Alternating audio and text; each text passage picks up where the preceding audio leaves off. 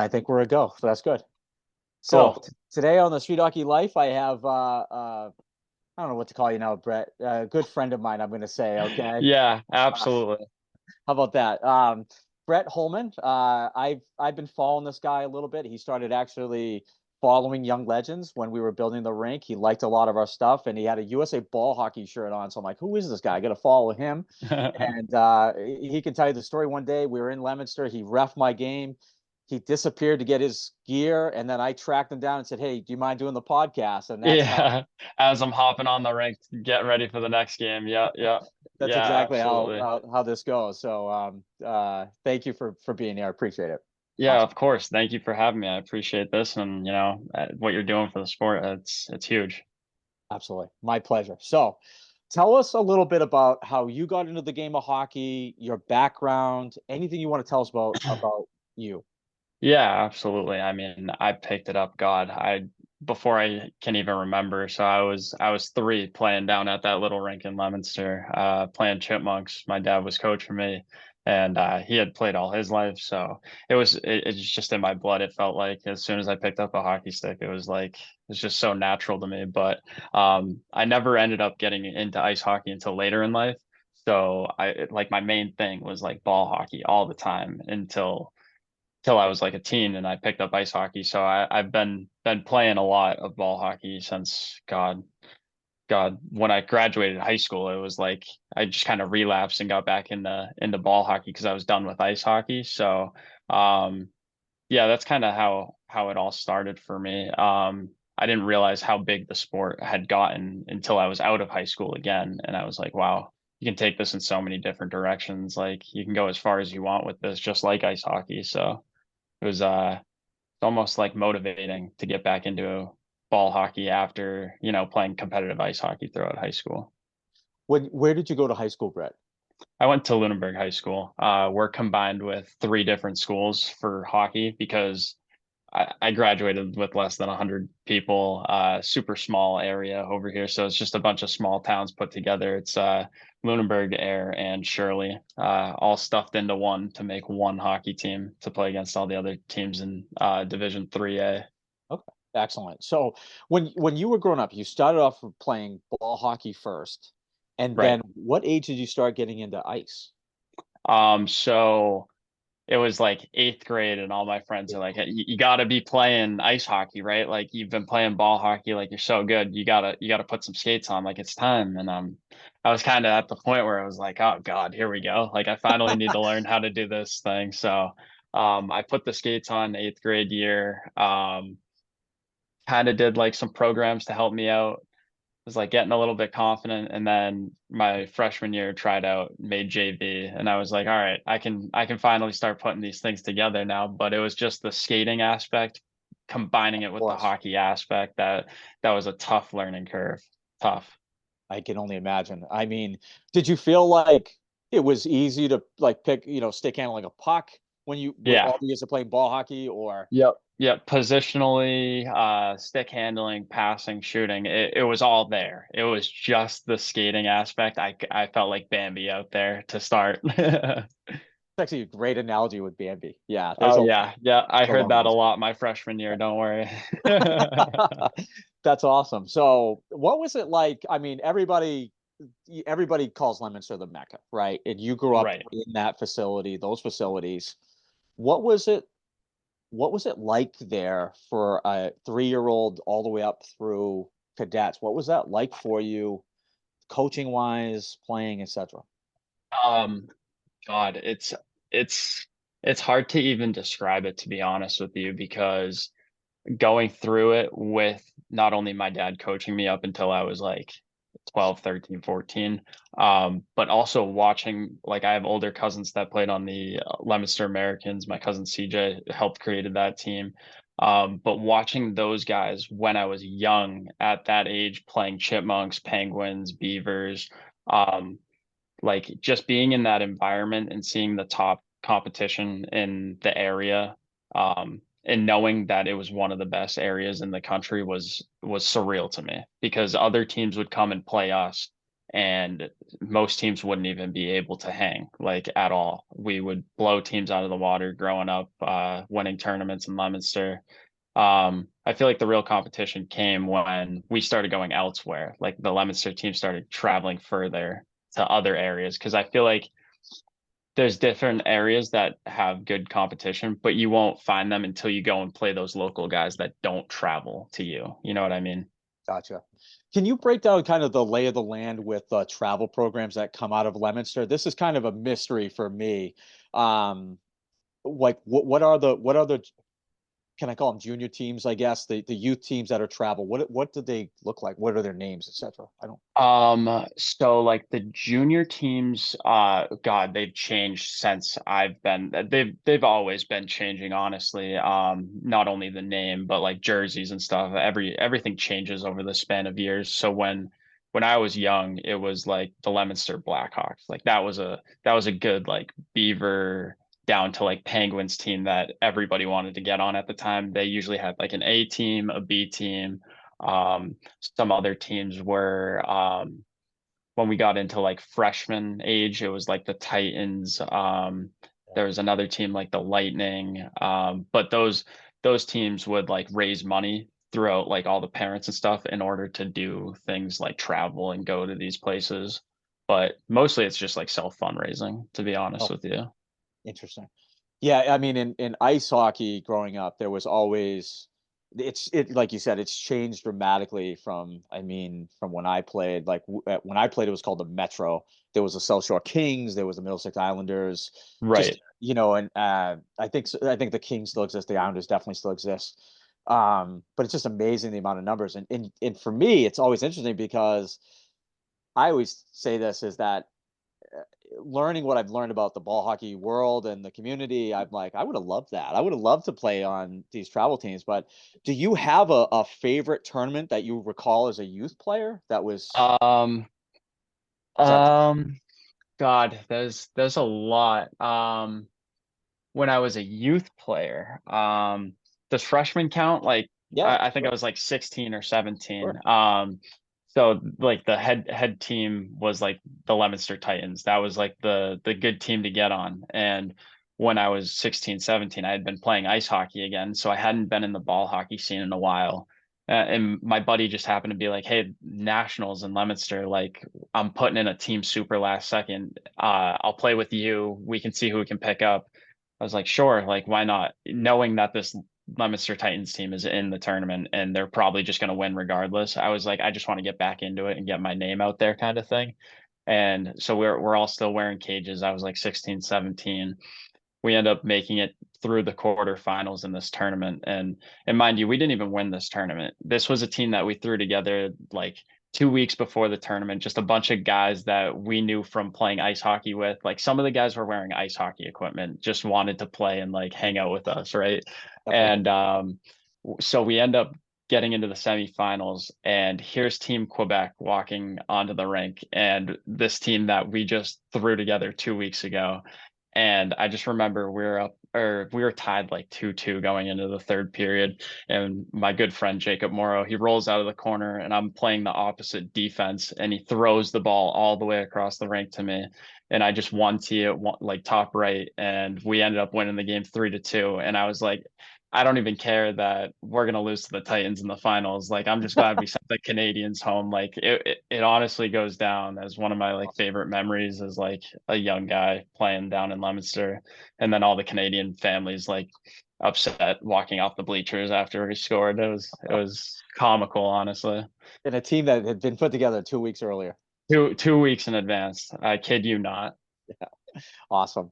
So I'm a little confused on the gap from the game. So you played up through cadets, Yep. and then you went played ice hockey through high school, and then is that when that break kind of stopped? Yes. Excuse Yeah. me, So happened. Excuse me. yeah, when I started playing like my freshman year, so like when I was 14, I totally like stepped away from ball hockey to in order to learn how to skate, basically.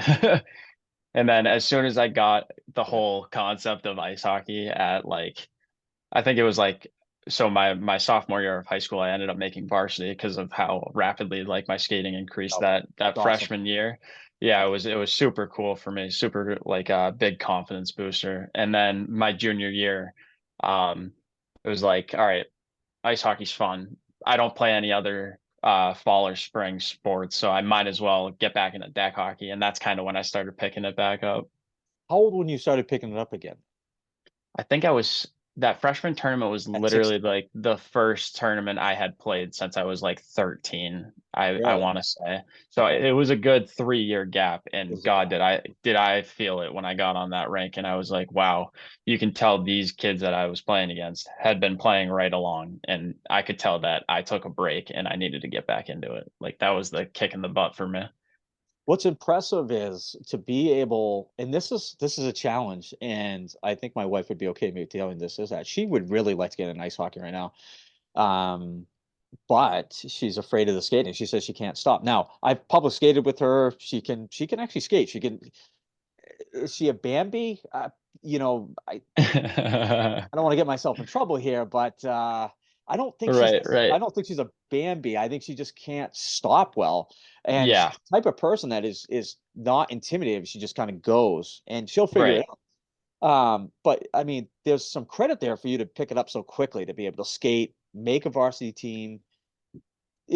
Are you a pretty driven individual, pretty confident guy? Can you talk a little about your Yeah. mental mindset?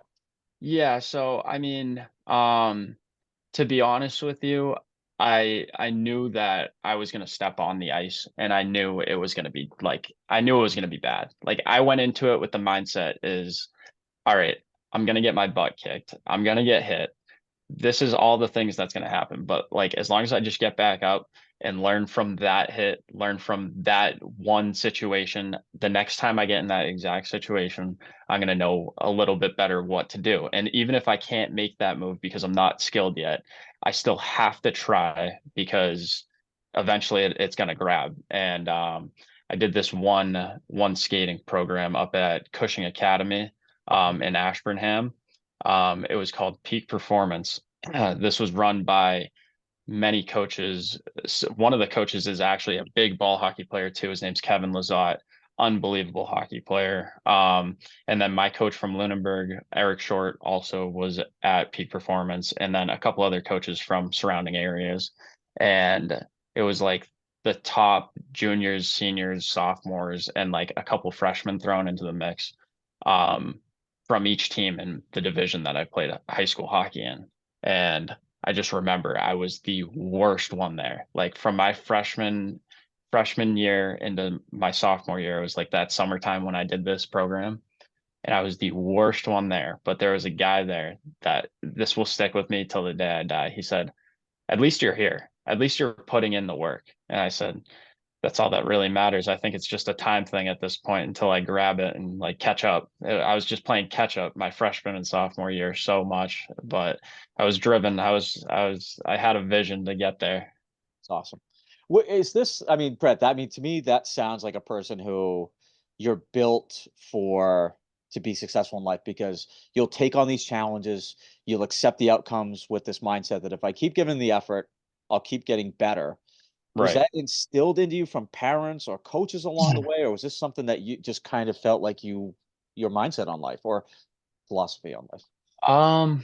That's a good question actually. I don't want to say there were like any specific coaches, but like besides my dad at a young age, just kind of kicking my butt with drills and practice and deck hockey. And then, like I said, I think a little bit of it is competitive blood. It's in the genes. I feel like I don't know why I have that mentality, but yeah, it's just I wouldn't dedicate it to anyone else other than maybe my father and myself, honestly. It's awesome. Okay. It's always interesting. I mean, I um chuckle a little bit because on Saturday, and just to give people a reference on when we're filming this, it's what the day after Valentine's Day, right? Yeah, Uh, Thursday. Yeah. Thursday. I was at our home rink in Gloucester. I was there at I got there at 10:30 because Erin wanted to get there and practice, and then we had pickup from 11 to 12:30. And the pickup game actually went from 11, let's just say 11:15 by the time everybody starts getting ready, 11:20. We stayed playing till like 2 o'clock in the afternoon. That's And awesome. it was, the next day I woke up with soreness because I actually got some drills in myself. Um, but after everybody left, there was two people that stayed. One was a goalie, and then one is our assistant coach for our women's team, Jay. And he stays off anyway to work on his own game. He loves playing. And Yeah. I had set up I call it a quick stick drill where you put 8 pucks in a row and you keep them real close so you can Yep. stick Yep. handle very quickly. Yep. And Yep. I did the drill with Erin because this is just something I grew up USA Hockey. I was fortunate to be a part of this program. They gave us a lot of these off ice drills that you could do. Right. And so I said, Erin, we're going to do this drill and we're going to do it. And she's doing it. She's like, why do I suck so bad? Or, why is this so hard? And I'm like, what? And then she's like, why do you make it look so easy? But the thing is I'm like, I've been doing this. I did this for years. Years of Right. practice have been put into this. So it is like, you know what it's like? It's second nature after a while. Yeah. All Yeah. that We've all been in preparation. those shoes.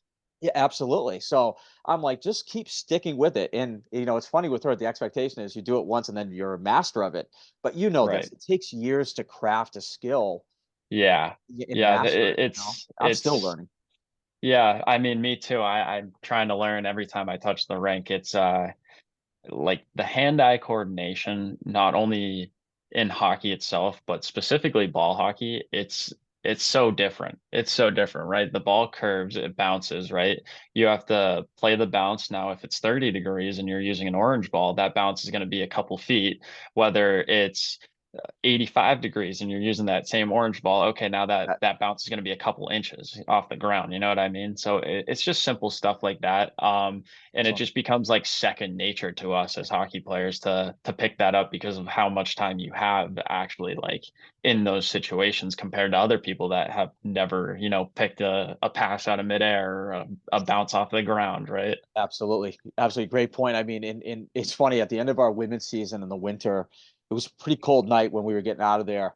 And this woman came up to me and she asked me, she's like, hey, Carl, do you think ice hockey is easier or is ball hockey harder? And I said, I think you're asking me the same question there, but my answer is I think ice hockey is easier because Yeah. you get that wonderful glide Yep. and in ball hockey, Wonderful. it really is. I mean, I don't have to move the whole time. Whereas when I'm not moving, you can tell on the ball hockey rink. So I think it is harder. And like you said, Brett, the ball doesn't always stay true. Not necessarily like Right. a puck if it's deflected, of course, will not stay true. But I think Yeah. and that's There's actually more something. consistency, more Yeah, consistency in for ice sure. hockey. And recently, like I'll be out practicing shots from the point and I'm curving the ball away from that. I'm like, I don't even know what I'm doing wrong. I don't, you know what I mean? It's like I Right. need someone to look at my own damn shot most of the time. So, but Right. like I said, it's impressive because your mindset's coming through on. I'm just going to keep trying. I'm going to accept that this is a process Right. and just keep going. Right. And even the same thing with what I was just talking about too. Especially as a defenseman, like picking passes is a huge part of playing defense. And it's like it's almost like deception, right? So like I'm looking this way, trying to ignore the guy to my left, hoping he's going to get that pass so I can jump and get that kind of reaction. But um, like the bounce, everything's inconsistent. Every game that you play is going to be different, and how many times you can pick a pass, whether it's out of midair, off the glass, stuff like that, a lob out of midair that you have to grab. Like it's I don't want to compare it. Like you really can't compare it to any other sport. And like you were saying about the whole gliding thing, it's like as soon as you stop moving your feet in ball hockey, you become such a negative asset to your team on the rink right there. Like as soon as you stop moving, you're a statue. What are you Yeah, doing there? You know what I mean?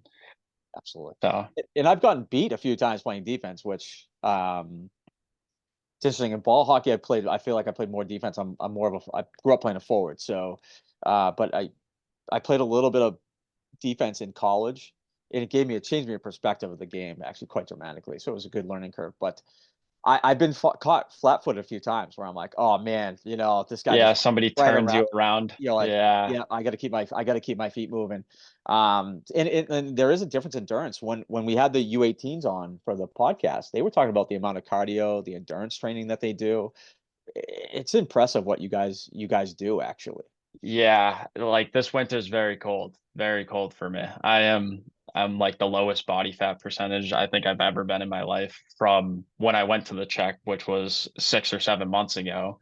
And I'm like a pretty skinny guy. I'm almost 6 feet tall. And so like for me to be like I'm 146, 147 pounds right now. And for me to be that tall and lengthy, I mean, that's kind of like what the ball hockey build has kind of turned into. Like you see all these Czech and Slovakian kids that are 6'4" and they're pushing a buck 50, a buck 55, a buck 60. Like they're these skinny guys, but God, they're gazelle on the rink. So it's like Fair that's point. what the turn and defense is kind of what this game has transitioned to. I feel like the floating blue, it's all becoming a fast-paced game, which it's incredible too because so many teams like used to be based on like possessing the ball and like physicality, and now it's kind of like, all right, you see the top performing teams are now gain the neutral zone, lob it in the corner, two guys are on it, third guy picks up the center guy high or goes to the other defenseman to pick the pass. Like it's all speed based now, and it's incredible to watch. Interesting. I want to come back to what you just said about having a more of a speed game, but just tell us a little bit about what national team you were on, kind of the COVID year. What did it take for you to get to that level, and then come back to that strategy that you're just talking about? Yeah, of course. So like I was saying earlier, it was like I was 17, 16, 17 when I got back into ball hockey, and then had a couple of my buddies like ask me to play tournaments. Like seeing me back out there, they're like, "All right, so you're gonna play the next one, right?" I'm like, "All right, sure. I'm hooked. Get me out there. I'm playing again." I get hooked. I realized right off the bat that all these novice teams that I started playing with were super unorganized, and I was blown away by how far my IQ was above some of these people that were running teams. And I was like, I can't be playing at this level. Like I'm hurting myself by playing at this level. And the people that are playing at this level want to play that old school hockey. They want to rough you up in the corner. They want to take slap shots when 10 people are in front of the net because they don't care, right? They want that slap shot to somehow sneak through everybody, not hit you and go in the net, right? So I was like, this is unorganized hockey. I have to get away from this. So a bunch of my buddies and I, we basically formed our own team, started playing together, and next thing you know, it was like the coach of that team that I mentioned earlier, the Leominster Titans, was one of the USA coaches for the U20 team that was being created back in 2020. Well, 2019 was the tryout. So 2019, when I was 19 years old, and he took me and I want to say like 6 or 7 other guys from Massachusetts to go down to Philly and try out for the U20 team. And he was the coach from Mass. There's a coach from Pittsburgh and a coach from New Jersey. So it was like all the big areas had like a pick. Like, you know what I mean? Each guy had a say, each coach had a say. But with that being said, it was like out of those 8, 9 guys that you bring from each state, kind of you had to pick and choose like maybe 3 or 4 of them each that were actually going to be on the team. Um, and that was brutal because all of these guys that I went down with are like all my buddies, and we all wanted to make it, of course. So it was fun, but as soon as the tryout started, it was like everybody was in their own, like everybody was on their own at that point, which it was fun. It was a great time, but that ended up getting totally canceled because of COVID. That's, as I was showing you earlier, that's the jersey that we were gonna wear in Switzerland. God, wish it could have happened, but that's okay. We ended up going to the Czech 6, 7 months ago in July. So that was with the U23 team. The 23 team. How'd you guys do over there, by the way? I did try to follow some of it, but It I can't was remember. it was an absolute battle. Every game was the Olympic size rink ball hockey, right? Um, it was new because so they had the main arena, which is where it was in Liberec, which is an hour outside of the capital of the Czech, Prague. So once we flew into Prague, it was like an hour drive to Liberec. The hotel we stayed at was within walking distance, and when we walked over there to see the rinks and like the facility, I was blown away. But the only thing was the two other rinks besides the main rink were concrete, and I wanted to get out on the rink so badly to see what the traction was like, because it was like the almost the polished, like when they melt down an ice hockey rink and it looks like that polished concrete. So I was curious to see how it would be, but it was a little bit slick. It was a little slick, and you had to kind of play the slide almost, Yeah. which was tough, but all the games were unbelievable. We ended up doing okay in the round robin. We lost our first game to Canada by 1 goal. It should have been an easy win for us. It really got hurt on penalties that game. Um, we were told right before the game even started too. There was like, you have to be so unbelievably disciplined. Like, these refs are going to call the slightest things. People are flopping all over the place. They're giving those teams calls. It's like very disciplined hockey. And we were in the box 3 times in the first period, and we're like, whew, this is not the start we needed. We ended up losing that game. We played Czech the next day, and they were a powerhouse. That team was unbelievable, probably one of the best hockey teams I've ever played against in my entire life. I think the final score was, oh God, somebody's definitely gonna call me out for this in the future. I think it was 2-5. I think we lost by 2 or 3 goals. I don't remember the exact score. Um, we played Slovakia the next day, or yeah, we played Slovakia the next game. Ended up going 0-3 in our first 3 games, right? Um, oh, that was totally false too. We played Great Britain the first 3 games. We ended up beating them like 16-0. Oh wow. Unfortunately, Okay. that Okay. team they're all super nice guys, and they're there to get better too. I just feel really bad because they don't have anybody that is really skilled enough, or just isn't there yet. You know what I mean? None of Yeah. their lines Yeah. really stood out. I think they ended up getting like 5 to 6 shots on us the entire game. I genuinely felt bad for that team, but you know what? I was like glad they came. I'm glad they played against us. I'm glad they got that experience. Um, and then we ended up beating Switzerland. So we went 2-3 in the round robin. And then we ended up taking Canada for the bronze game because they were the 3 and then we were the 4. So it Okay. was like the Czech and Slovaks played for the gold and silver, and then us and Canada played for the 3rd place. So we ended up beating Canada, and that was what we came home with, some Got a hardware. bronze. That's something. Yeah, That's right. That's an accomplishment. yeah, absolutely. It's interesting that you bring up like Great Britain. And you obviously being a Boston guy growing up here, what you kind of relate to, like, I'm dating myself now, which I don't care, but the Patriots, I was it right around the high school into college when the Patriots dynasty came into fruition, and that came to life. Right. And then we were fortunate enough with like the Red Sox winning in '04. Silly story about '04. Literally the parade, I went to Suffolk in Boston, and the parade Yeah. went right by our campus, and I Yeah. was umpiring a girls volleyball game right as the parade went by, being the flag That is person. so So, cool. so What timing?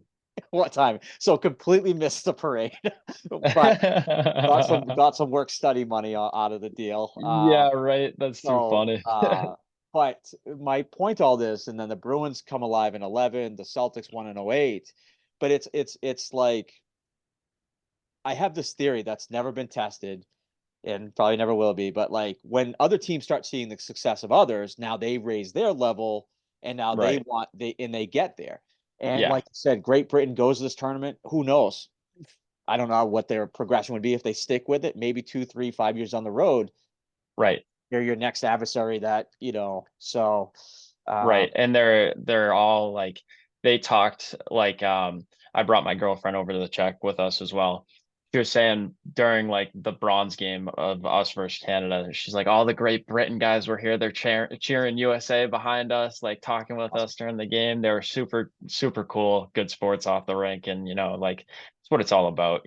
At the end of the day, it's the experience and they're only going to learn from, losing. That's Yeah, that's how you have to look at it. It doesn't matter awesome. how good a team is that you're playing against. You always have to realize that that team is beatable, and whether you win or lose, you just have to take away what you get out of it. That's all. Absolutely. When it comes to, and this kind of goes back to that strategy that you're talking about. What makes those Czech, Slovak teams exceptional? Like, what made them? Is it the way they Uh, played, their devotion to the game?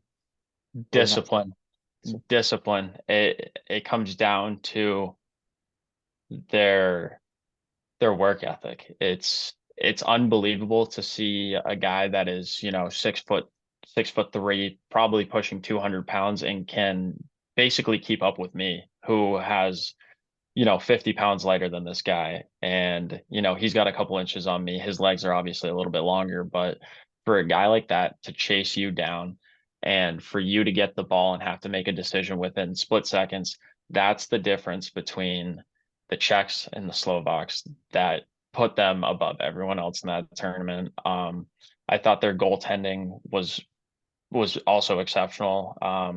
Bigger guys with good gloves. They're square when they come out of the net. They know exactly how much of the net they're taking up. They trust their defense, right? So this guy has the backdoor guy. That guy's not. If that guy gets a pass, my defenseman's gonna take it. He's taking the shot every time. Like just like simple things that make a hockey team great.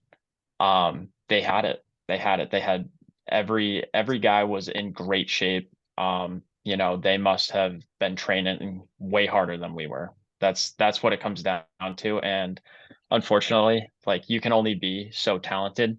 And then, okay, how much work am I going to put in off the rink? How much am I going to run? How many reps am I going to do? So yeah, those guys had it. They definitely had it. They were definitely ready. so Brett, that tournament took place in July or is it June?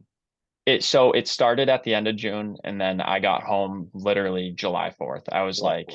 I was so thrilled to be home on that day. I was like, this is patriotic as hell. This is awesome. That's Excuse my cool. language. With your medal anyway. Yeah, yeah, Uh, yeah. I well, got it hanging up somewhere back here. I'll grab it at some that's point. awesome. Um, so up when you were training for that tournament, were you lifting weights? Were you running a lot? And if so, do you do interval, long distance? What's the training regimen that you do to prepare for this?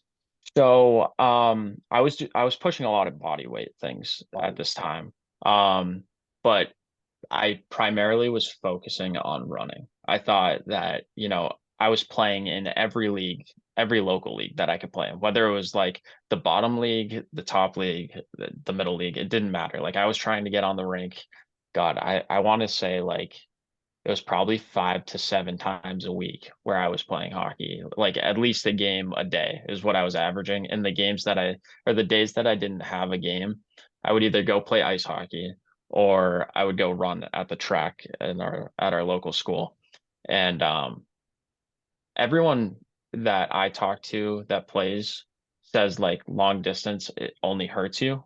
Really? Um yeah, I have a buddy that he's preparing for a marathon right now and he's like I feel like after I'm training for this marathon and I come to play ball hockey I'm like this is tough for me because I'm like used to keeping a pace and stuff like that so I was working more on sprints a lot of footwork too and then just translating what I was doing at the track and then grabbing a ball going to the rink and then doing the same thing with a stick and a ball in front of me then so um basically like long story short, the thing that I created for myself with running was like I do a lap walk, just walk the track and then I jog the long strip, walk the corner, jog the long strip, and then it was from there on out, everything after that, it was a sprint down the straightaways and then walk or jog the corner, sprint down the straightaway.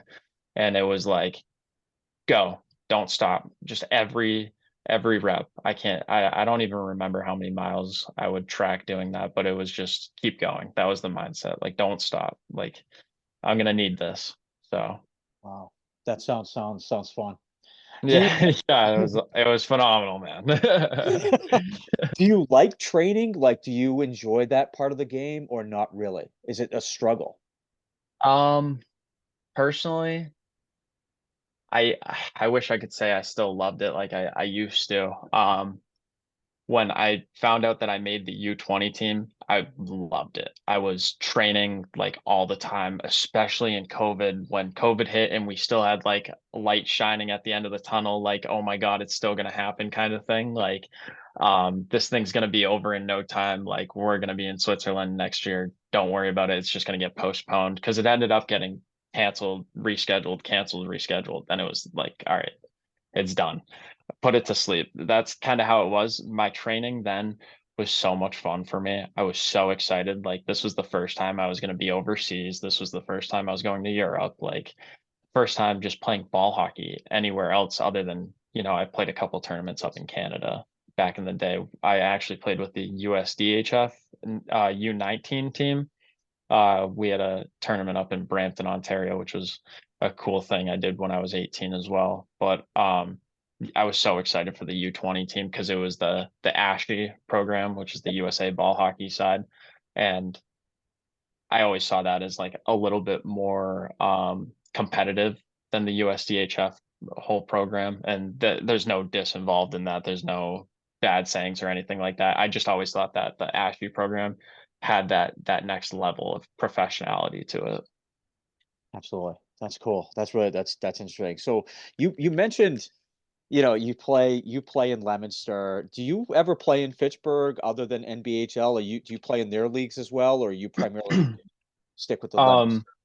yeah, so I have a bunch of friends that aren't playing ball hockey like competitive anymore. They just kind of play for fun. A lot of these guys I work with that also work with me in construction, and we've entered our team into Fitchburg a couple seasons ago. We haven't done it in like 2 or 3 seasons now, but I've always been playing in both for like the last couple years. And then the last couple seasons I haven't put my team in. I've been getting asked to like sub here and there with other teams, and I'll always go help out. And it's just good to run. It's good to have fun and play with different people. It's a good time.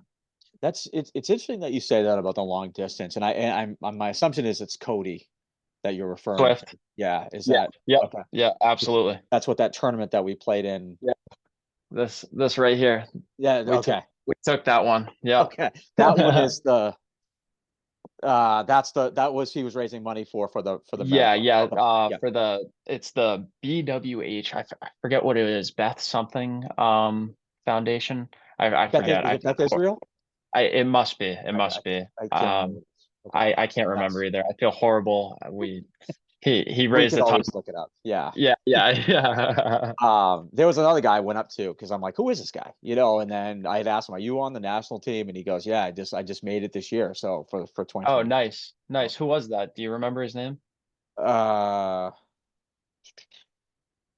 Because I know Swifty made it this year as it was him. well. I'm sorry, it was him. Was it Swifty? With, Yeah. So yeah, Cody. Yeah, he yep, goes Cody. by Cody Swift. So Okay. Swifty. Yeah. Yeah. There was a Great guy. I love Swifty. Yeah. He looked like he was ready to run a marathon. Yeah. Yeah. He's That in great then shape right now. then you know what I mean. It looked Yeah. anyway. Um, it's interesting that I say that. I've done a half marathon Mhm. and I did it to raise money for the rink in Gloucester, and I also needed something to get myself back in shape. Although, um, over the last year, just with life in general, I've kind of put that weight back on. So Yeah. Yeah. I got to find the motivation to get myself back into shape here. But I will say that I growing up as an ice hockey player, we did a lot of sprints. We did a lot of sprints. Yeah. It was 40, 50-yard dashes. The long ones would be I don't it's not a full lap around the rink. I was saying the rink, sorry. Full lap around the track. It's probably three-quarters of the way. We would do sprints like that and a lot of, Right. like you mentioned, agility work, things like this. And I think personally for me, I love doing that stuff growing up. I literally love the practice side of it. I love that stuff. I just felt it built my confidence, and it was a mental boost. It gave me extra confidence that I was putting in the work. Now I got to find a way to get that back, Brett. But Yeah, I yeah, find a way to you'll get that find back. But for the most part, it's really interesting to hear you say that because I'm this year I'll be playing NBHL Tier 2 in Mass in Pittsburgh Oh, because nice. Tier 3 Tier 3 had a situation where we were going to play in Boston, and then there was a Tier 3 that opened up down in Swansea, Fall River. So a couple of teams wanted to go play down there because they actually had a surface. So they Right, wanted to move it to Gloucester, but people didn't want to go to Gloucester for the first year, and so I put my team on hold, the North Shore Assassins, and right.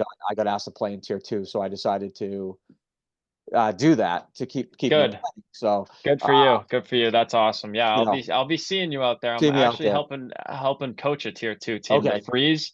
So great. Okay, yep, I'll yep. be looking for you. I'll You'll be be looking at me, looking for Brett. Yep. you. You'll see my wife out there too. She's playing with the Makos. This is that Christine Wheeler. We had talked offline about Yeah, Christine. So yeah, so yeah. we'll be Awesome. seeing a lot of each other in passing out there. I'm So excited, man. I was telling him like, we got a lot to do in Gloucester. We trying to make sure our schedules work with all this. So Right, right. Yeah. that's the hardest I'm sure part. that gets But a little busy. yeah. So but I started like yesterday. I did a 20-minute just a kind of a get me back running, and Yeah. I felt horrible.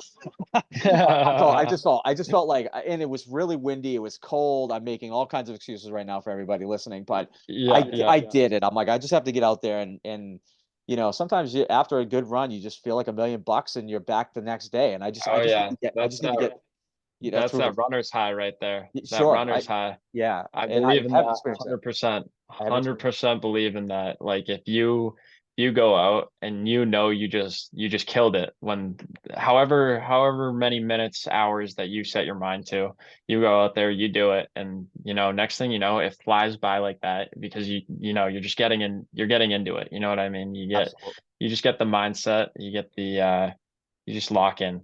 That's all you can do. Yeah. So and I have experienced a runner's high before. It's a wonderful feeling. Yeah. If it was like that all the time, I'd run every day, right? Right, But right. Yeah. when it comes, I it's get you. unique. And it's like I said, it's interesting that you say that because I did, I have an app through the Nike Run Club, and they do a lot of, you can do interval training. So like like you said, you can walk, sprint, and I feel that that makes me a lot stronger. Obviously, doing plyometrics, a lot of jump Yeah. training, things like that, always makes you feel like you're getting stronger too. So, but what impresses me is like from my perspective as being an outsider, really, is the amount of effort the amount of work that you've put into it. It's just so impressive. And like, street hockey, ball hockey, whatever you want to call it. What I admire about this sport is people treat it just like I treat it for ice hockey, and it's the same mentality that I Right. gravitate to it. It's like talking to you. I feel like it's inspiring in the sense of like there's people that are really driven to reach a high level, and we both know it. There's no money Yeah. in the sport. There's, you know what I mean? Right. You truly do it for the love of the game. Uh, Right, right. I hopefully, know. We spend more money going to do the it's hockey, the playing, than what we actually get in return. But you know what? What we get in return is it's priceless. You can't put a money symbol on that. absolutely so. And like I said, that's truly for the love of the game. It's amazing. And who knows? Maybe someday there will be. Maybe we'll get to that level as a sport. Yeah, I hope And so. There's been a couple tournaments that have had some good cash prizes in the past. So the Leominster Americans won one back in Drake it, and I think it was like a $10,000 cash oh, prize, that's and beautiful. like each team pays 500 or 1,000 to get in. You know what I mean? So then you profit 9 grand, you put it towards jerseys, the bar tab for the night, stuff like that. But I was a little young when they won that one, but I remember hearing stories and I was like, that's so cool. I can't imagine going somewhere and then winning a profit with your team. So, um, as we spoke off camera about the Chetty Cup, Yeah. This past year when we won it, there was actually a $500 prize, and we're like, this is awesome. Like, I don't even care that I spent $500 yesterday getting here. Like, you know what I mean? Like, I don't Sure. even care. And to divide it up by 20 people, it's like, okay, we're all getting what, like $40. Like, we just kept it and put it towards the team, and we're gonna whether we do bags or jerseys or something like that, like that's usually what we do. But yeah, it would be incredible to see money come into play with ball hockey more, because then you never know where it could go. You never know. Yeah. Yeah. And this is kind of a question that I've been wanting to ask you for the longest time because I don't really understand it out there in Leominster. Okay. You have the Americans, you have the Saints, right? And then Yep. you have the Rams, right? That's Bobby's team Right. still, right? I mean, Right. he's won. That's the team that my father played on That's back in the okay. day with Chris. With Yeah. Chris. So Okay. So how do you guys go about selecting who's going to go to like North Americans, who went to the Winter Classic, who goes to Pittsburgh? How do you guys yeah. do this where there's so many of you? And then on top of that, when last time I saw you playing, it was the Shamrocks. I'm like, how does the Shamrocks fit into this whole Right, scheme of right, things? right. So can Yeah, you break this down? I'll try and break it down to a science for you. So some tournaments you're literally rolling the dice. Like, you're making phone calls like, we're so short, we need guys. Like, can you go? Like, we just want to go and play and see how we do, kind of thing. That was the first time when I played on the Americans. I think I was 19 or 20 years old. Me and my buddy Ben Tolman, who I own the East Coast Shamrocks with, they were like, "Hey, like, we're super short on guys. We need you guys to come down to New Jersey with us." And we're like, "The Americans want us to play? Holy crap!" Like, we're like, "Get ready. We're so excited." The whole drive down there was a blast, right? And then we show up and we're like, we know like five of the guys on the Americans, and everybody else on the team is like, "Hey, nice to meet you. I'm Brett." Like, getting to know people that they grab from like other states and stuff like that. So Yeah, yeah, that's like the rare occasion, but majority of the time the Americans always have like a set team. The Saints is the team that I've been playing with now. There's a whole backstory to why I ended up switching, but long story short, I ended up switching to the Saints. And they've had a pretty consistent team over the last couple of years, but a lot of their guys are having babies, they're getting married and having these families, like young kids, so they don't want to like get away from home, so they'll stay and play local tournaments, and then as soon as it's anywhere else, they're like, yeah, I can't go, I'm out. So it's a little tough in that aspect, and that goes for honestly all the teams. Like, there's that young 30 late 20s age group that they're all having kids, and like, you'll see them here and there, but they're not playing consistently. But each team, like, definitely has their core guys that go to the majority of the tournaments, like 100%. Um, but for the East Coast Shamrocks, that's like the team that I own. There's four of right, us that own it, and we've made that basically like a local team. okay, So when there's like a C tournament, and you can have three, four A players and a goalie that's an A player, like maximum on a team. Like, that's when all of the guys my age group are like, that's right, like, we're winning, like, we're playing Shamrocks 100%. But yeah, it's always a good time. And we always change up our third line, giving new guys like an opportunity to like jump in. And but yeah, it's that team's actually been doing unbelievably well last couple tournaments. absolutely. But I mean, those are beautiful uniforms, by the way. Those are nice. Oh, You got heck both yeah. Thank black and you. white. Sorry, you know what I mean. Black and white, but with the green. They Yeah, look yeah. nice. Maybe I could Yeah, post they a picture somewhere of those shirts. Those are nice. yeah. Thank you. Yeah, shout out to Chris Buscanera who made those. I do not like shouting this guy out because he's a jerk. No, he's not. He's not. But Okay. he's a great designer. Great designer. If you ever need any sort of work, shorts, jerseys, great guy to go through. He kills it on the logos too. So huge shout out to him. But we ended up this kid Colin McCall that owns the team with me. He ended up doing like most of the design and stuff like that, like for our team. So he killed it. So I mean, like in the when I first saw the Shamrocks in person, it was I was in Leominster Oh, last year, Can-Ams. Can-Ams. Hmm. I was there with our women's travel team. I was there with our Yep. women's team. We were invited to play. So we went as the Flying Elbows. This was before our official travel team is now the North Shore Raiders. Then again, this is all my wife's idea. She's got, there's the Raiders and then there's a team called the Mockingjays. And it's like, well, you know what I mean? I think the future is that kind of very similar to what you already know is the Raiders are going to be the potential A division women's group and the Mockingjays are B once we build Right. it out, right? At some point, I think that's where her mind goes. Although I think if she was here, she'd tell you that she likes designing logos more than if you know what I mean. Then so Yeah. Yeah. so Yeah. um so the That's a fun Raiders part are too. so I'm and she does like that. So the Raiders are going to be going next week to ball hockey boot camps tournament, Broadway. I forget what it's called now. Yeah, So something Broadway at in the Broadway. Nashville. Yeah. Yeah. Yeah. So we're Yeah. going to I know be what you're talking about. we're in the B division. So anyway, when we were invited to play in the Can-Ams, we went out there. I was watching your speed. My dad was with me, and we were standing and you guys were playing. It was a Friday night game. You probably don't remember this game specifically, but I think you're playing Bobby Hauser, his Yep. that team. And the Yep. speed of that game, Brett, just in just being on the boards where it's open, I was like, these guys are ridiculously fast. It was so impressive. And like I said, at the end of the day, I'm 40 years old. I'm new to the ball hockey community. I play when I can. I have fun with it. But I'm like, these guys, you can tell you guys have been playing a long time. And the speed, the tenacity. And this is sort of that questions of strategy. Is the Can-Ams a much more physical tournament? Would you say the Leominster tournaments are more physical than the North Americans, or are they similar? Um, they're very similar, for sure. But those C tournaments where we're playing guys that are also local, like, we all know them, and nobody wants to get hurt in a C tournament.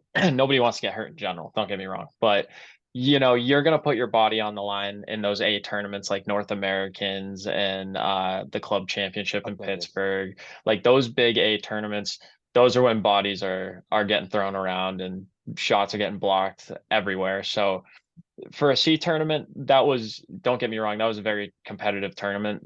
Everybody was going all out on both teams. I can for sure say that. But the level of like aggression is definitely toned down a lot in C, just so everybody we get a 10-minute ride home and we go to work on Monday perfectly Right. normal. So Right. Fair point. um Fair point. but yeah, no, I got to go back to what you said because I think it's funny, like the tenacity, the speed, right? Um, like there's a line that we have on the Shamrocks. It's usually Ben Tolman, Adam White, and Colin McCall. They're all like under 5'10", and they are all speed-based players. And when they touch the rink, it's like I'm just sitting on the bench. I'm like, look at these piranhas. Look at them go. Like, look at them go for the ball. They're like on the ball, like forecheck, back check. It's like literally that saying. It's like forecheck, back check, paycheck. Like that's how their mentality is when they are on the rink. They're so fast. They want the ball on their stick, and it's awesome to see because we usually do like weekly practices too with that team. And well, since the winter time, we haven't been You, doing it, you slow it down. Yep. but like we always do this drill where it's like that defenseman has the ball in that corner. The other winger, just because your defenseman doesn't have that ball, doesn't mean you get to lollygag jogging down the rink because that defenseman behind the net is an outlet path. And the faster you get to that guy, like the faster we're going to create a turnover. And it's like that's how I had to say the piranhas thing. I think it's too funny That's not awesome. to think of it when they're running down the rink and on top of people in 2 seconds. Is Ben the one that wears the C right now? Is he? Yes, Ben Okay. is the captain. Yeah, yeah. We all decided on that when we made the team because he was like the new guy to ball hockey. Like he was always an ice hockey player, Is he? Okay. and then Okay. just became an absolute stud of a ball hockey player in like the Awesome. blink of an eye. And I was like, you deserve the C more than anybody else, like 100%. That's that's a sign of leadership when you can do that for sure. Yeah, I can absolutely. because I think I noticed him. You guys wear your helmets. Some of these guys do not Yeah, yeah, when yeah. in Leominster because they don't require it still. Is Right, that right. still accurate or am I? Yes. Yeah, so it has been accurate. the last tournament that we had in Fitchburg, the US Outdoor A tournament that just happened in October, I think. Yeah, I think it's in October. Um, they ended up doing like one game for each team in Leominster, which was Oh, so really? cool. Wicked cool, right? So I'm like first shift of the game, the ball comes up to me in the air, and I like hesitated to grab it because I was like, we're in Leominster. Like it's such a hesitation thing, like it's a penalty in Leominster, right? And next thing you know, we're doing the floating blue line in Leominster, and I'm all sorts of messed up. I'm like, I can only imagine what that's like. Fitchburg. Fitchburg, I'm used to it. We just played two games the day before in Fitchburg, and now here we're in Leominster, and I'm like automatically going back to like default, like Leominster ranks, open palm, hit the ball out of the air. Yeah, it was funny. It was It's so it's funny. it's funny you say that because when playing in Leominster and again there's a question in here, right? So like playing in the lower divisions at Leominster, I couldn't believe how physical our playoffs were. Yeah. I don't know if I I had a conversation with one of the players after, and he was saying kind of an older team, shout out Ghetto Fish is who we were playing. Yeah. Yeah. I don't know who any of these guys name except he was telling me he's like, yeah, the reason why we're so physical is we can't keep up with these younger guys anymore. You know, we have to put our body into it and slow them down. Right, right. That was a hard fought battle, but I I was running down to get a change, and we were on the West Rink, and I put my stick up like that to signal that I was coming. And next thing you know, I hear all Yeah. these guys, that's a parallel high stick, and I'm like, oh, like that didn't even Right. register in my head that that would be a Right. penalty. Actually, I think Yeah. Bobby was Yeah. reffing that game and let it go. I don't think he even saw it. Which thanks, Bobby, Yeah. for letting Yeah. me. Right. Right. Thanks, So Bobby. there was another rule that I committed was the lob rule. I had never heard of that. I had never heard of Yeah, the lob rule, so and strange. so So strange. That's like one of those rules where it's like you go back to like the 90s ice hockey, like the no two line no pass. two Like line pass. Yeah. that is literally the same sort of logic, just like transferred over into deck hockey. It was like if you lob the ball and it goes over the back most back defenseman or forward player on the other team, it goes over their head and it goes over two lines. I believe that's like the official call in deck hockey. Then it's just a whistle, and they just treat it like an icing. It's such a weird. I Yeah. never will understand it.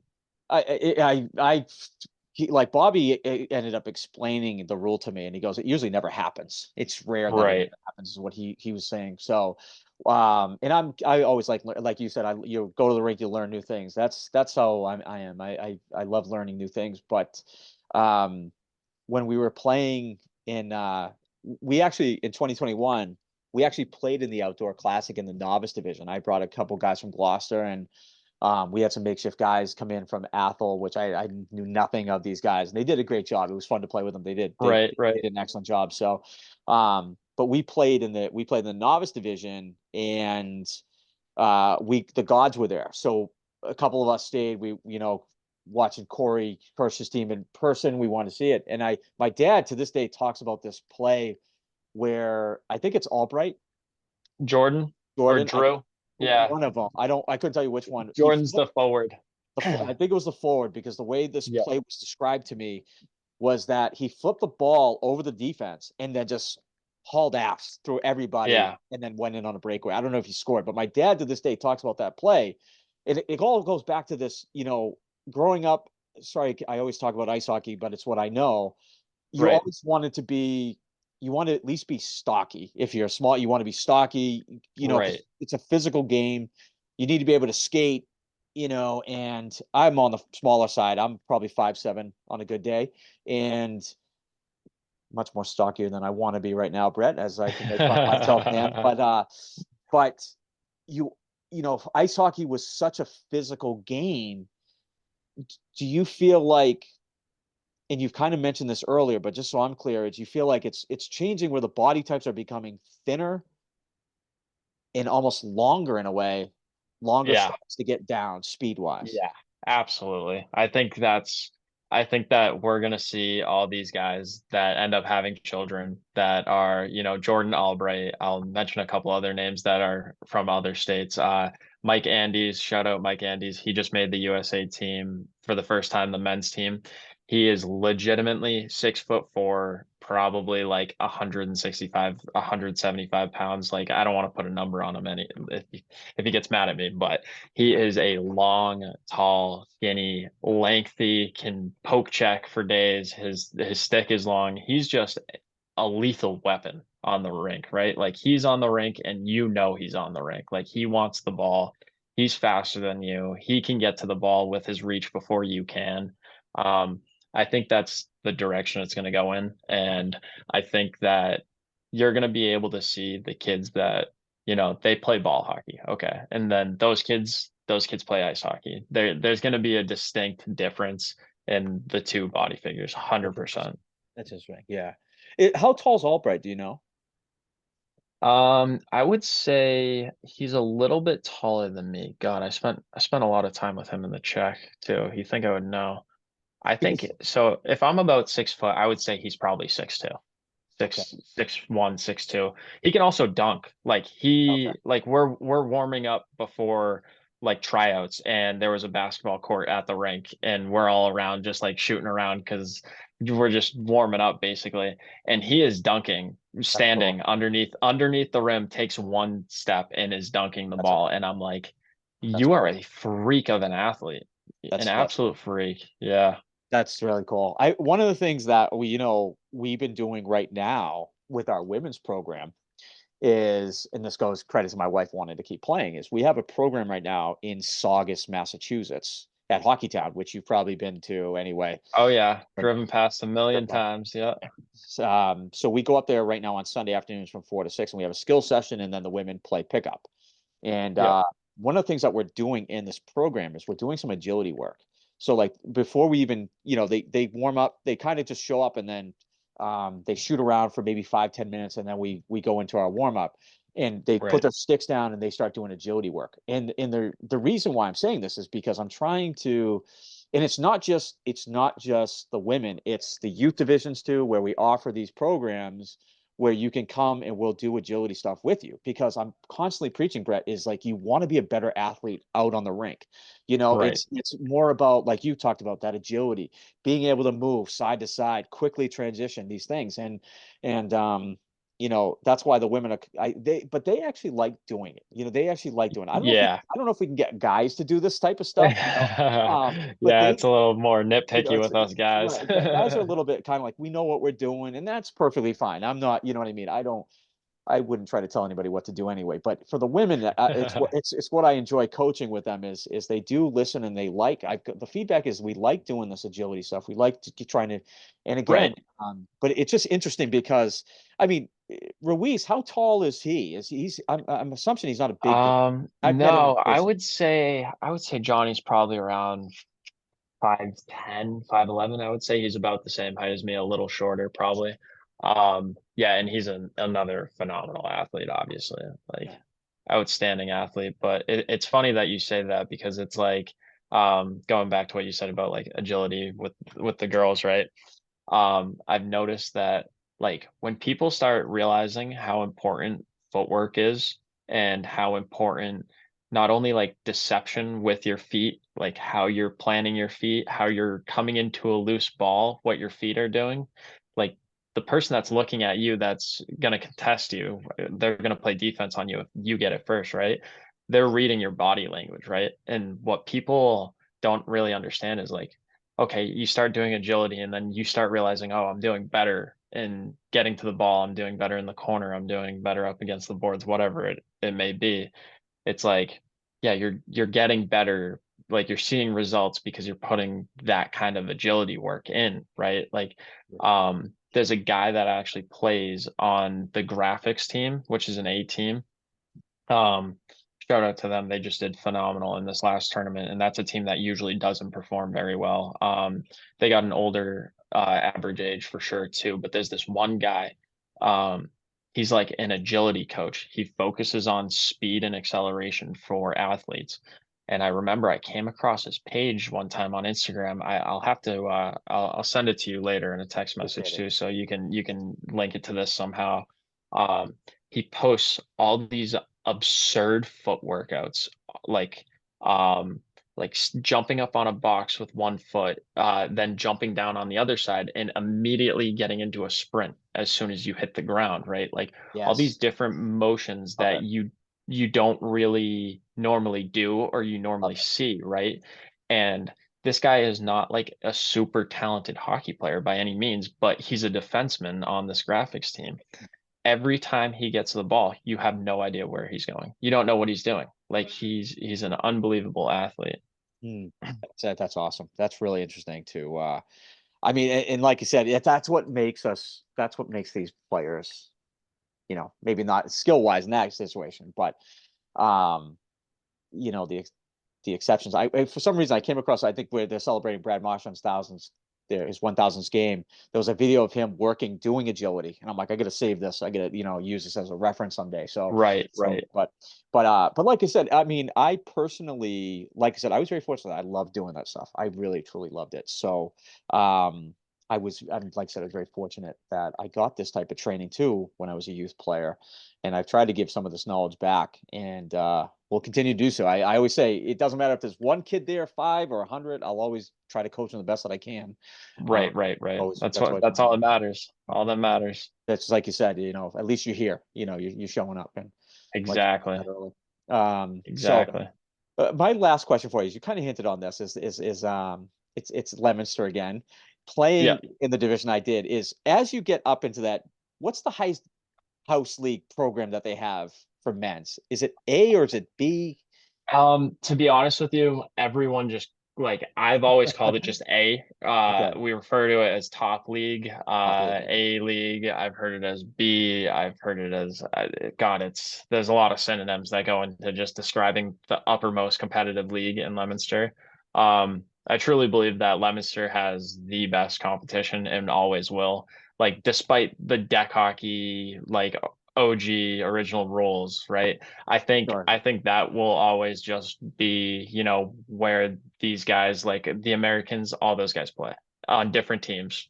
Every single team and like my East Coast Shamrocks team, we all stick together and like we play in that top league and that's going to be the league where it's like yeah, some guys show up and they just want to get a run in. They're not too concerned about like, all right, I'm not going to try super hard tonight. But like, as soon as they get on the rink and they realize, oh, like they want to run, they want to play, like they get in the zone, and then it just keeps building throughout the season, and it's always a good time. Yeah. Would you say that in that level of play, like if you watched a lower tier, would you say that it's more of a passing game, it's more of a finesse game as opposed to a grind game, or is it just all the equivalent? Or You're referring to that top league? to that top league versus the lower divisions there? Do you feel like it's more of like a bump and grind, dump it in, whereas at the upper level you guys are trying to control the ball more? Yeah, Is that a fair yeah. question? I Yeah, absolutely. I feel like it stays true for any kind of top level competitiveness in ball hockey. I think this statement will stay true, but it's always about possession, right? Like no matter where you have the ball on the rink, if you have the ball more than the other team has the ball, you're most likely going to win that game, correct? Like just statistically speaking. But like that top league is like where we work on those things, right? So I have the ball wherever I am on the rink. It's always like I always tell my guys that play with me, like if you ever feel in a situation where you're trapped, but you have that resort to run towards our goalie, just go back into our zone, reset the play. I don't care if you go behind the net and people need to get off, change, whatever, just hold the ball behind the net. Everybody reset, take the breakout back into our zone, get the ball up, and move as a unit up the rink so we can support the ball, right? So it's all about control, support the ball, possess the ball, and then get something out of that. got it. That's great. That's how I like playing the game. I'm more of a guy who likes to set it up. I'll Right. shoot it when I need to, but I'm more of a pass. I've always been a playmaker. That never Yeah. goes away. Yeah. Um, There's no reason to force anything, I, right? Like forced passes, forced shots, it's almost like you're hurting your team sometimes when you absolutely, do that. absolutely. So That I don't know who I heard this for. This was kind of going jogging my memory back from a few years ago. That's kind of the Bobby Hauser way that he plays the game, is more of kind of control, set it up, as opposed to a run and gun type of strategy, Yes. but Yeah. Yeah. but Right. it's not, it sounds like the game is evolving, and that's coming from you who's playing at these higher levels too. Right. Yeah, I would definitely say, I feel like it really depends on the age group of the team that you're playing, right? So the Gods just went 3-0 on Saturday in this last tournament that we played in, and went into Sunday against the worst team that lost all three games on Saturday. They go into double overtime. The Gods lose to this Night's Watch team that has never won an A game ever before in their life, right? Really? Any team is beatable, like I was saying earlier, but like the Gods have these fast legs where they can play that running gun game. But when they get the ball, they think possession, right? They think, all right, we're going to possess the ball. Let's work around until we get the best option, right? Like that's kind of the mentality of like all these upper A teams, but the lower A teams, like this Night's Watch team that just beat the Gods Sunday morning, um, they were it was grind. It was grit, it was grind, it was we're gonna just play our game, and if it works, it works. If it doesn't, it doesn't. Like they're playing against one of the top teams in the country, and for them to even pull out a win in A in general is a huge, huge accomplishment for that team. And it just goes to show that you can play any style hockey that you want, right? Like it doesn't have to be fancy. It doesn't have to be possession based. It can be that grit grind things that other teams don't want to do, and it'll pay out sometimes, right? That's very true. It's funny. This Knights Watch team, they confuse me. How many teams do they have? I feel like Oh they're God. in novice division, they're in C division, Yeah. they're in. Yeah. The Are guy they that New owns that Jersey? team, I think it's majority New Jersey based. The guy that owns the team, I I don't want to describe him um like a manager type of position, but he's like Lasan that we spoke about off camera. Like he knows a lot of people, right? So if this tournament is asking him, "Hey, are you going to put a team in?" And he's like, "Oh, I absolutely can. Like I can get people from probably any level of competitiveness." Yeah. He seems to know a lot of people. Okay. Thank you for sharing that. Because the reason why I played against the Night Watch team, I filled in for Team Orlando when they went to the North Americans in 2021 in the novice Yeah. division. And Okay. then that was the first team we played. And I'm like, I've seen this team before. I've seen this team like Right, in right. multiple divisions, and here we go. They beat us Yeah, by they're like. all over. I'm like, so, but that was an eye opener. Playing in the North Americans in the novice division was, for me, it was like, it was a perfect time because I started working out again. I started getting in shape, and I'm like, yeah, I'm still way out of Right. shape. No, we got to get moving. But I had a great time, and the reason how I ended up on Team Orlando is our treasurer actually lives in Orlando. Oh, Ben, cool, so cool.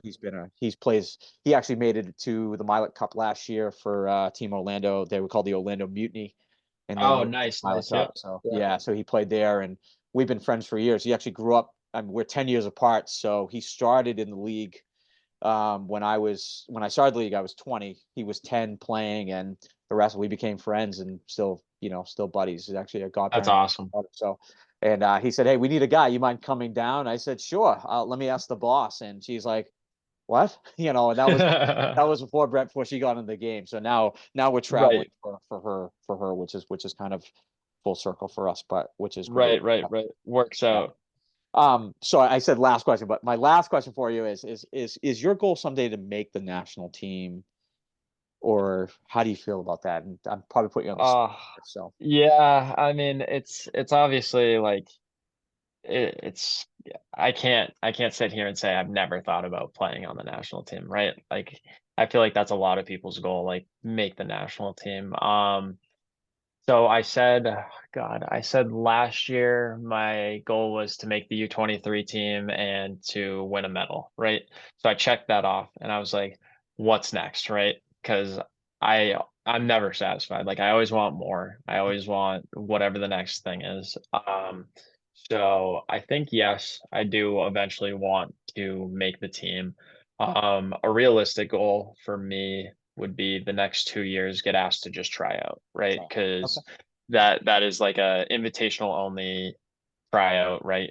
They just had tryouts a couple months ago, and Ben Tolman actually got invited to the tryout. I was super excited for That's him. cool.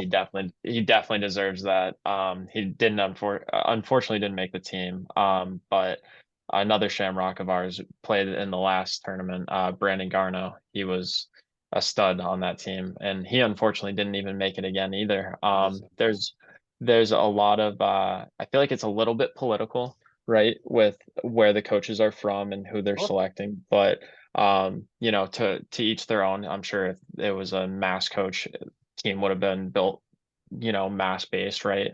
um but no, I have nothing but respect for those coaches and the decisions that they made and the professionality that they keep it. Like, I would never doubt them in any way. So I think it's cool, a cool experience, cool to watch, and I would love to play someday for sure. Well, we'll be wishing you luck. I mean, like I said, Brett, it's been a privilege just to talk to you, see how you think. And I will say what you just said, breaking things down into steps is so key, right? We have these Right. massive goals, and you're like, where the hell do I start? Right? Yeah. Where do I start? But it's like you said, maybe if I just make the tryout, just Yep. get invited, that's step one. And you're still a young guy Right. anyway. So Right. It's a marathon, not a it's a sprint. You got marathon. to You got it. take it in steps You got it. here. Take it You in got it. steps. Awesome. I love your mindset. I love successful people to me. I always try to figure out, okay, how do they think? What do they think about? How do they do things? I love, we already talked about, we both love learning different things. So, Yeah, um, absolutely. is there any way that people can reach out to you directly? Any last pitches for yourself? Anything? Yeah, I mean, anybody can find me on any sort of social media platform, on Facebook, Instagram. Not downloading TikTok. I'm against that. I'm staying away from that still. I would spend too much time looking at it. That's a mind blocker right there. I can't download that. But yeah, Instagram, Brett Holman, two N's in the last name for Instagram, and then Facebook is just my full name. So yeah, anybody can reach out, ask any questions, say whatever they want. I'm an open book. People can pick my ear whenever they want, so feel free to reach out anytime. So you're going to be going NBHL. You got a new team this year. What team is that again? The Boston Blackhawks. Boston Blackhawks. And then next tournament up is it the clubs? No, North America. Um, Excuse me. North Americans is North coming up. Americans, yeah, at Who, the end of next month. who are you going down there with? Or are you have I you believe the Boston Saints. okay. You know, I've made a couple switches throughout the last couple of years. I'm never opposed to like team jumping too, because of the fact that I love playing with other people, new people. Like, I love meeting people, but the Saints have been really good to me, and gave me a lot of time and a lot of chances and opportunities on that team. So I'll probably be running with them again, most likely, and probably be playing some defense with them next month. Awesome. Awesome. Well, I wish you the best and thank you so much for doing this. Like I said, it's been a pleasure to chat with you, share your knowledge and answer all my damn questions most of the time, man. So Yeah, yeah. No, I thank you. I appreciate what you do. This is great, and not only for you and, you know, your love of the sport, and now your wife's getting into it, but like, yeah, just everybody. It's good to talk about the sport. It's good to talk about growth, talk about what you can do to get better, and you know, it's only progressive, right? absolutely. You guys impressed me a lot with like I said, I'll be, we'll see each other in Fitchburg, I'm sure in the very near future. And um we'll we'll cross paths. I'll be watching at some point here. And oh, that Absolutely. was the other thing too is Eddie Costa from the U18 team. He was telling me nowadays with the NBHL, there's so much more film on players, right? Yeah. Yep. There's so much more film that you don't necessarily have to go to Pittsburgh. You don't have to go to Right. the Yeah, North you can America to see these accurately players. depict a You know, player from total footage from the NBHL over the last couple of years. I think it's a little bit wild to see that the sport's come that far where now you don't even have to know who the person is, and you can watch the game and know just the number on their jersey and watch that guy. So yeah. it's pretty cool. And the credit to the NBHL too. Like I had no idea. Like I've known Ryan Wilson. I met Ryan Wilson before I met Corey, Yep. and Corey became even more on everybody's radar through Spit Chicklets, Crazy. right? And then Crazy. Yeah. but then is it Brandon or Brendan Jones? I always Brandon. Brandon with an Brandon. A. I Yeah. mean, his exposure to the NBHL, scoring the 4 goals, that score Unreal. that has brought a lot of that's A lot of made life. to the sport and things like that. So and again, what makes me proud is I'm I know you mentioned you go okay playing on different teams. My loyalty always remains with Boston. So Yeah, yeah, I'm yeah. always like when I know the Boston teams like the Americans or you're going down there with the Saints, I'm always rooting for that team. Sorry, everybody Yeah. else, but I'm a loyal Boston guy. I just that's how I've been. But like I said, Yeah, of thank you so course. much, Brett. I look forward. Maybe we'll do this again sometime. We can Absolutely. do I'd it love again. to, man. Um, Absolutely. Good stuff. So anyway, thanks as always for tuning in. Thank you to Brett and reach out to this guy. He's a man with so much knowledge. He's a great guy. I've enjoyed talking to him and we like I said, I ran up to him and said, "Hey, you mind doing this?" And he was so gracious. So anyway, Yeah, um, so absolutely. thank you again, Brett. And until next time, everybody, we'll see you next time on the Street Hockey Life.